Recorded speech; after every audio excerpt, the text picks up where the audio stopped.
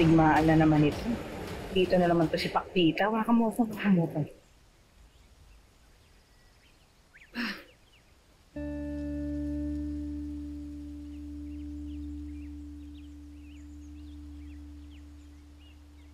Anak, pasensya ka na ngayon kami nakadalaw dahil marami ng delivery sa solar panels. Gusto ka na? Dito lang kami ng Tita Marga mo. Alam mo, worried na worried nga itong asawa ko sa iyo eh. Baka sobrang na-apektuhan kasi nangyari kay Zach. Hindi gawin ka masama. Kasalanan. Ay, hindi. Marga, I'm sure hindi ka aware na pinalaki ko ng maayos tong anak ko. Palaban to, hindi sumusuko sa laban to, parang ako. Di ba na? I'm sure, manang-mana nga sa'yo, di ba? No, honey, ang wish ko lang talaga, mahanap mo yung gumawa nito kita. Alam mo, tama ka, Marga. Kasi yung mga ganong klase ng tao, may kalalagyan talaga sa impyerno yun, Hector eh. Yung mga kriminal, mamamatay tao, tsaka yung mga agaw. I'm sorry, what?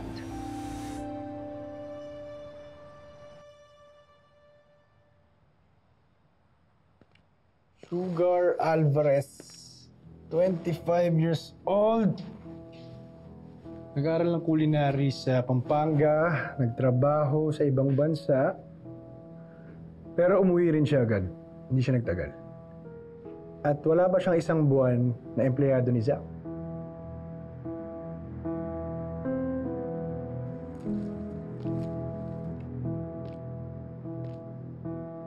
Criminal record.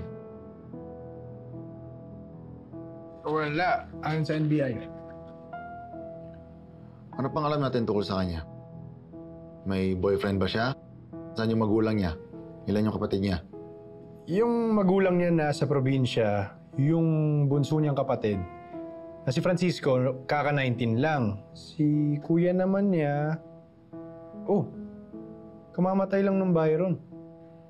Byron? Yung dating han yung paborito eh. Si Byron, nawala na yun. Pero kahit wala na yung paborito niya, hindi niya pa rin ako pinili. Oo, Byron Alvarez. Kamamatay lang. Actually, wala pang isang buwan. Malamang ito yung dahilan kung bakit hindi tapos yung kontrata ni Sugar sa ibang bansa. May nabanggit sa akin si Eman. Kapwa training niya na namatay. Byron din yung pangalan. Malamang isang tao lang to. Kung kuya nga ni Sugar yung namatay sa gym, edi posibleng sinisisi ni Sugar si Zach sa pagkamatay ng kuya niya. And that's her motive.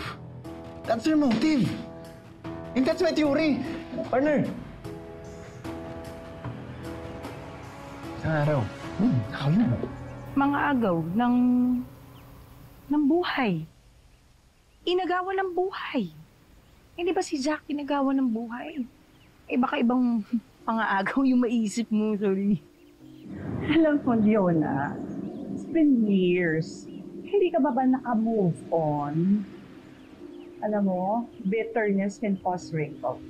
Uy, kaya pala ang dami mong turok, ang dami mong botox, akala ko nunal. Meron dito, ayan o dito. To Hector, hindi gumana yung dito niya. Paulit mo sayang yung pera mo. Nakakahiya. Hindi tayo nagpunta dito para mag-iskandalo. Nakakaya kay Zach. At sa pamilya niya. Naman.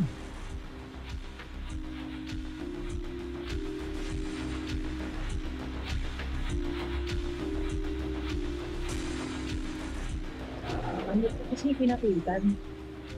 Ang sarap pagtripan niya, akala niya tahat na hat pa ako sa asawa niya. Hindi ko kailangan yung tatay mo.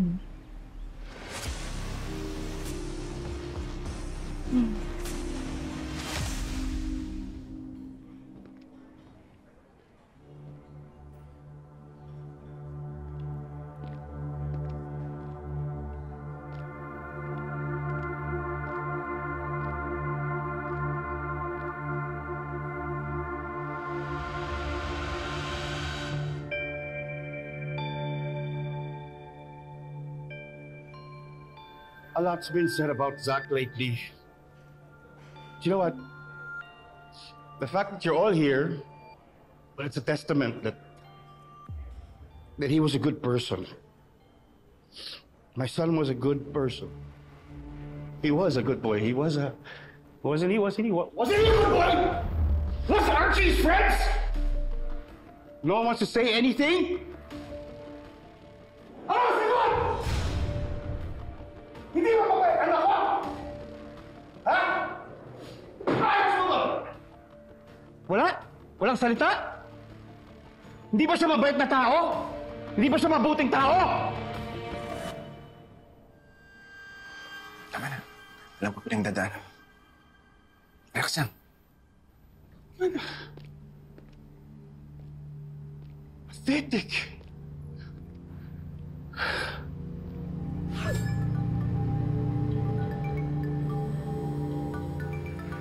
Relax lang, sandali.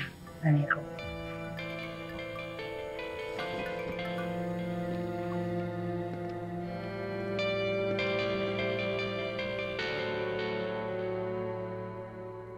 Sugar again?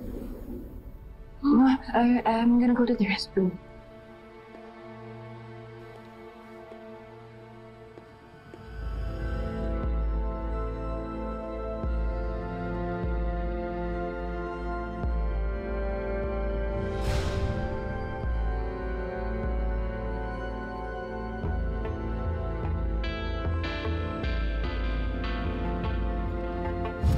Tapos na yung mission ko dito.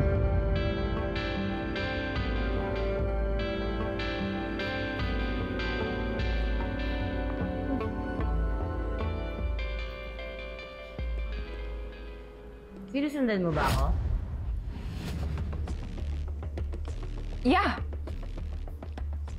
I need to know kung ano yung tinatago mo. I heard you last night. Tapos na yung mission mo? What mission? At sino yung kausap mo? Nanay ko. Alam kasi niyang pinagdududahan ko si Eman. Sinabi ko lang sa kanyang tapos na yung mission ko. Dahil nasabi ko na kay Inspector yung totoo. So, anong ginagawa mo dito ngayon? Tumawag yung nanay ko eh. You're such a liar, O sige, Sugar. tawagan mo yung nanay ko para maniwala That ka. won't be necessary. Alam mo bakit ang init ng dugo mo sa akin? Lahat ng ginagawa ko, pinag-iisipan mo ng masama. Cause Zach is dead. Murdered. Natural magiging protective ako sa sarili ko, sa pamilya ko, and especially my friends from bad characters like you. Hindi ako kalaban, ha? Kaibigan ako. Kaibigan. Kung ayaw mo ko maging kaibigan, hindi naman kita pipilitin eh. Pero wag mong ilayo sa akin si Liv tsaka si Yana. Gusto ko silang maging kaibigan. You barely know them, excuse me. Why? Dahil ang saya pa lang magkaroon ng babaeng kaibigan. What?